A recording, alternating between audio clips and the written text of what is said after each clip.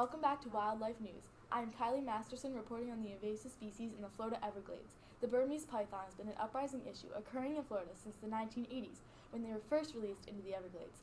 They grew up to about almost 20 feet. Ever since then, the python has become an invasive species with the count of about 150,000 snakes, and it moved itself to the top of the food chain, using its large jaw to consume any prey it desires. Now we have scientist Grillo explaining more on the environment and how this invasive species became an issue. Thanks, Kylie. As you can tell, the Burmese python issue is getting bad down in the Florida Everglades. This is really just a series of unfortunate events. The owners of these scaly animals realized that they might get too big for their liking, so they let them out. The unfortunate thing with that is that the Everglades happens to be the perfect environment for these snakes. The Everglades is a temperate deciduous forest with above average temperatures. The Everglades don't go through 4 seasons like the more northern parts of the United States do. They instead go through a wet and dry season. The python also has no natural predators in the area. They primarily eat small mammals and birds, but that's not stopping it from killing any animal that threatens them, making them the apex predator. There were even reports of them eating alligators. So maybe keep your exotic pets out of your house, alright? Yes. Thanks, Grillo. Now we have Bree with a local explaining the issue with the expansion of pythons. Yeah. Thanks, Kylie. I'm here with Florida local Malik to expand on the growing issue that is the Burmese python. Tell me, what are your opinions on this invasive species? Hello, my name is Malik, and I just like the Burmese python. I first had the Burmese python as my pet, and it looked really cool with its spots and the shade of green it was.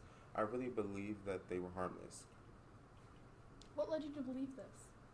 I mean, I did research before getting one, and it said they weren't venomous. I had no idea that they could get that big and swallow animals whole, but I was obviously wrong when I came home from work one day and my dog was missing. I walked into the living room, and my python was laying there, and I looked harder, and I saw an oval shape in his stomach. I was furious. I drove to the Everglades, and I dropped the snake off, and I didn't care. I wasn't thinking at the time. The python did eat my dog, but now looking at what I've done, this all could have been prevented. That is truly a tragic and horrific story. I am very sorry about your dog. It's important for people to be aware of the problems that these snakes can cause and how dangerous they can be. If you come in contact with a python, make sure you take a picture, note the location, and immediately report your sighting. Now for more information from an official snake hunter. Hello again, everyone. I'm here in the Florida Everglades with snake expert Eve Durkee-Newman. Eve, please tell us about your job. Hello. I hunt Burmese pythons for fun, but I also get about $8.25 an hour to hunt these snakes. They're a big threat to the ecosystem here in Florida, killing other animals and decreasing their population. All I have to do is come out here and wait patiently until I spot a python. Then I attack. Wait. Shh. There's a nice one right in front. See, these snakes really need to be stopped. Tell us more about how these snakes can be stopped. Well, it is very expensive to do research on these animals, and it is good when biologists collaborate to make the cost less.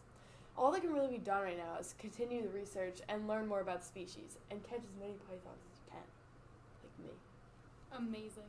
This has certainly been quite an experience. Thanks, Eve. Kylie, back to you.